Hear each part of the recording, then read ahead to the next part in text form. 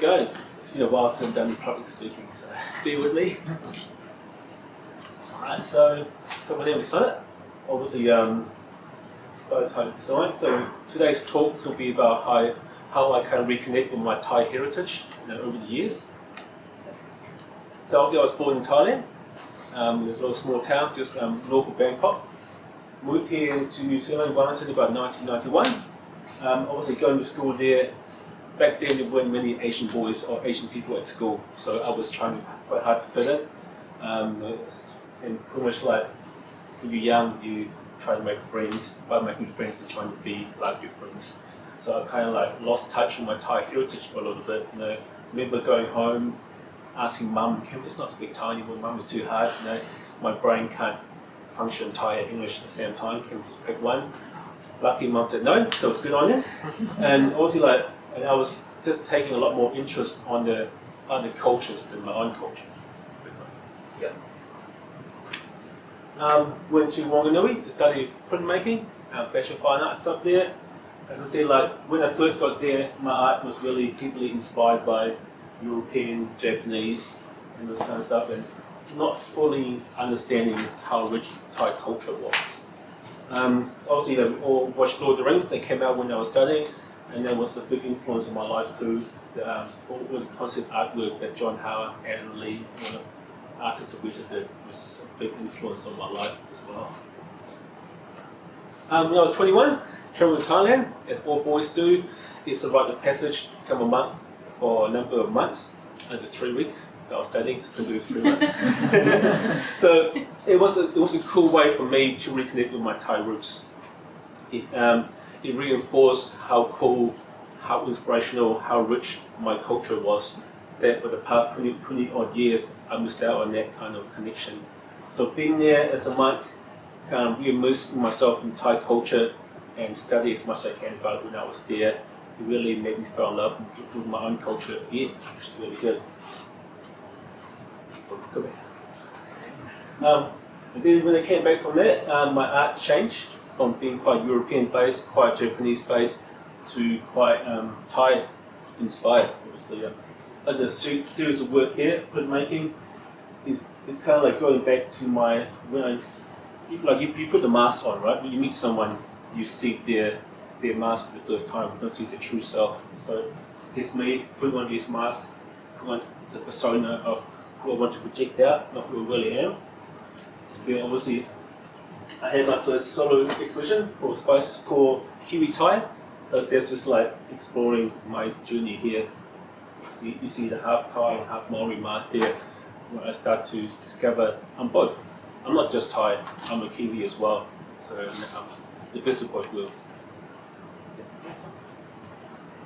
Obviously, you all know Weta for Lord of the Rings, live in Wellington, and also it'd be quite cool to maybe one day work there. So also, I love drawing, so why don't I try and be a concept artist? So I start drawing with these pictures. These was drawn about 10 years ago, so they're pretty rough, so sorry about that. So this movie came out called Ping Panther, I think. So it's a story based on Thailand back in the days when we used to be ruled by Burma. There's all the conflicts between the royal family, that kind of stuff. I really enjoy how like Thai stories back then used to be quite clunky, all the armor used to be real rubbish. But then this one here, when I saw it, it was beautiful. Then I found out the witch actually worked on it too, so it's quite cool. No, I don't see why. Then as I was doing this concept drawing, I was really pushing, okay, cool, how can I be as good as Alan Lee, as good as John Howard? But if I was drawing it, it just didn't feel quite right. The armor didn't feel like it was going to function properly. The pauldrons looked too big. The chest piece looked too wide. So I thought, how am I going to fix my drawings? So I thought, cool, if I make a costume, I'll make it better. So about 2014, started to make my first ever costume. This guy right here. All boys love Halo. I've seen so many photos of guys wearing Halo armor at conventions, but I want one. So obviously being Thai as well, the cool one, I just designed some Thai aspect into my Halo armor. This is when I first started out in my my maker's career, I thought, how would I stand out of the crowd? There's so many guys that make Halo armor, so many guys make Star Wars armor. How can I make myself stand out? And then it just hit me. I'm Thai, so add my Thai twist into everything. That's my point of difference. That's what's gonna make people wanting to look at my work, because I have a little twist to my costume. It's not just normal. So I started off with a Thai Spartan. Then this one here is Destiny. So again, I'm infusing my Thai culture in my design. What's cool about that too, when you're copying a design that someone else made, it becomes like a chore, it becomes work. You're so bound to what they do. Where here, I have freedom to do what I want. It was wrong, no one's going to know. It's just like perfect, it's very good. And it gives me a chance to really, as all artists, we want to explore our own and try to express ourselves. And this, for me, is the best way to do that. Okay, obviously, for the past few years now, I have built up enough skills, enough knowledge that I can finally tackle my dream. I always wanted to have a Thai armor from the original movie, and now I feel that I have the skills, the know-how, knowledge to finally tackle it for the first time. So all my design always start with a pencil drawing. Even now, I try to draw with pencil first. Reason why I like to draw every costume I do is because it's my way of processing the kind of the layering of the costume. Even if I was to make Iron Man, I was still going to draw it out, because as I'm drawing it, in my mind, I am kind of like going through all the process. Cool, I'm going to make the helmet first, I'm going to make the chest piece second, I need to make undersuit as well. This is my rigging, this is how my arm's going to move, my leg's going to move. So for me, drawing is really important. It's the cheapest way to design, to make something in your mind. Obviously, making this costume here, I want to make sure that I try and make it as real as I can. The material I use is Warbler, it's like thermal plastic, but I found a way that I can make it look like leather, or make it look like metal. And also using the traditional like leather and those kind of stuff too, is really cool. So yeah, so this one here is now my little signature costume. People know me for this costume, so it's really cool to finally sharing the Thai culture with everyone. Cool. Next one. Obviously, well, no, I've been at Weta for the past 7 years now. I'm super lucky that being there at Weta has opened so many doors. I have been able to work on so many amazing projects for Weta, so many movies, be able to travel the world, speak to people, try to inspire people to be creative and make their own things. And it's really, without being there, I wanted the chance to do what I do now. So I definitely owe much to Weta especially. So my goals now, obviously, keep having fun. I want to keep pretty much projecting myself out there to the world to showcase my Thai culture, try to encourage people to explore their own culture too, do something that you love. Don't just copy what's out there, put your own life, put your own experience, put your own twist into your creation. If you draw, if you paint, if you sculpt, if you make costume, if you cook, it's when you put yourself into the art that you do, you enjoy it a lot more than just copying what's out there. And yeah, so obviously that's pretty much what it is. Next slide. Yeah, thank you for listening. Keep it nice and quick, and we'll make it Christian Q&A. Yeah. Does anybody have any questions that they want to jump in with immediately? Yeah, go for it. Go for it. Yeah, so when you started out with your costumes, like the Halo one, did you actually take the original one and then put in your Thai embellishments, or did you find a Thai costume that you really liked that was, followed the more Halo costume? So with Halo, big confession, I didn't actually play Halo that much before I started making the costume. So for me, it's really the aesthetic, the look of it. Then by adding the Thai, basically, as I said, by adding the Thai, I just pretty much choose aspect of Thai design that I think might work with the costume, like certain way this stuff flow, and where it's really important to me not to make the whole costume look busy, because you can over design, over detail everything. So I choose the place that the costume will be seen the most, so around the helmet, around here. that's quite a focal point. Around the chest piece is focal point, and along the arm. So I try to choose certain area to put those detail in. We kind of like to draw the eyes into certain spots, and obviously to hide all my mistakes too. You know, that's why all my costumes are so detailed. It just take you away from all the mistakes that I make. Oh, look at this! Look at this! Nice, thank you, Morris. Thanks for the question. Oh, here we go. Oh, chocolate! Well, there you go. Wow. Oh, Jesus, it's not good. Anything else, guys? I've got another one if anyone else has a question.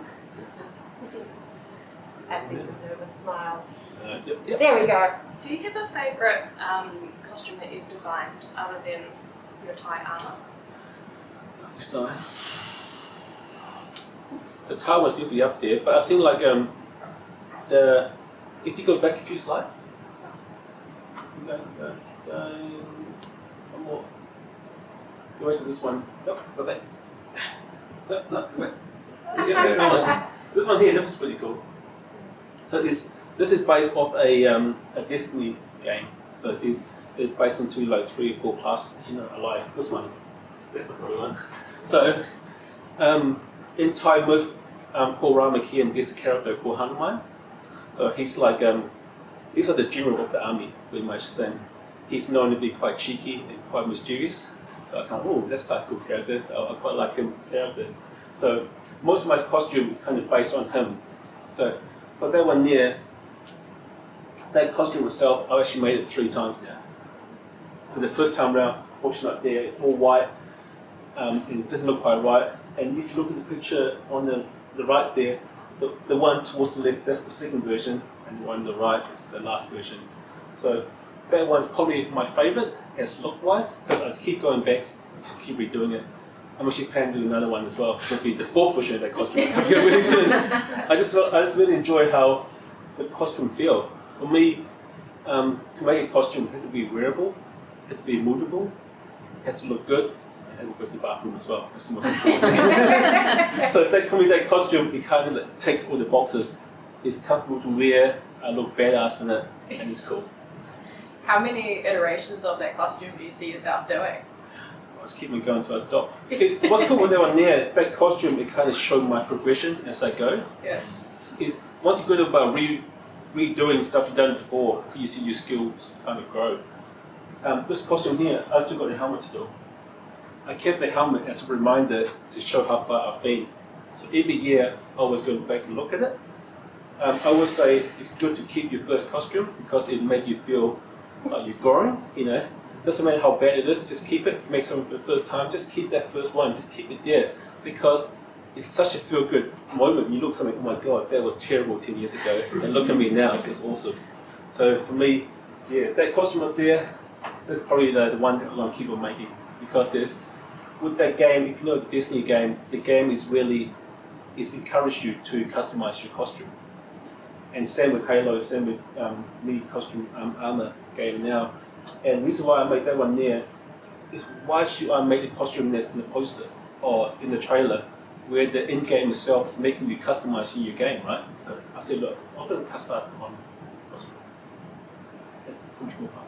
Yes? When you make a costume like that, how many hours would it typically take? It's hard to say. I mean, obviously, I work just after hours in the weekend, but during work hours, I can't work on it. But it depends. I mean, like for that for that one year, the Warlock, it took me probably about 3-4 months to make. It depends on how much detail it is as well. Obviously, the Thai armor that took longer because those details were hand crafted with a sculpting tool. So it depends what I do, but normally it takes about 3-4 months on and off. And I like to work on maybe 2-3 costumes at the same time as well. I get bored. And it's quite nice to, if you draw it or sometimes you draw a picture and you come back the next day, you see all your mistakes. I'm the same way with my costume. So if I make something, if I get to about midnight or 1 a.m., I'll stop and come back here the next day. It's nothing worse than push yourself to like 2 or 3 o'clock in the morning and come back, oh my God, that's terrible, I have to restart the whole thing again. Yeah. So if you ever find yourself stuck, what's your method to sort of reset yourself and be able to go back to it without continuously seeing like the previous mistakes? And if I get stuck, I'll just I'll watch a movie. I enjoy watching movies. I watched The Last Samurai so many times now. I don't know why. I just love that movie. I was gonna watch a movie, or I might go play a game, listen to music, go for a walk. Just instantly take me out of that costume for now, or I see it on my drawer. Sometimes I feel like drawing for me is such a good way to problem solve everything. If I'm having trouble with the portrait, it didn't look quite nice, I'll either sculpt it out of clay so I get the 3D look to it, or I'll draw it out. That's how I do it. I think I had a question. I don't know if you've already answered this at the beginning, but throughout your process of making your costumes, so you're actually like obviously drawing the concept and sketching it, but you're doing all the sewing, all the imprinting and stamping, all the painting of the details. Yeah, that's what's so great about cosplay. It's like people ask me all the time. They look up to us guys who work in industries. Oh my gosh, you work for Weta, you guys are amazing. But cosplayers, they do everything.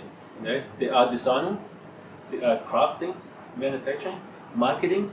You know, so for me, people who does cosplay, they're much more great than what we do. Because sometimes we are one part of the machine. You might be lucky, it might be two part of the machine. But cosplayers and makers, that's why I really enjoy the making world, cosplaying world, because those people, they do everything. You know, those guys inspire me to, you know, to do more things. But I want to keep up with them. You know, I can't be left behind. More question, guys? Could you I have a question. Could you talk us through the helmets that you got? Helmets? Oh, cool. So, these helmets are obviously like Thai inspired. This is the Thai armor right there. So as I said, actually I'll put it pass around if you like. Let's go around, pass around this way. So the material is called Weta. It's thermoplastic.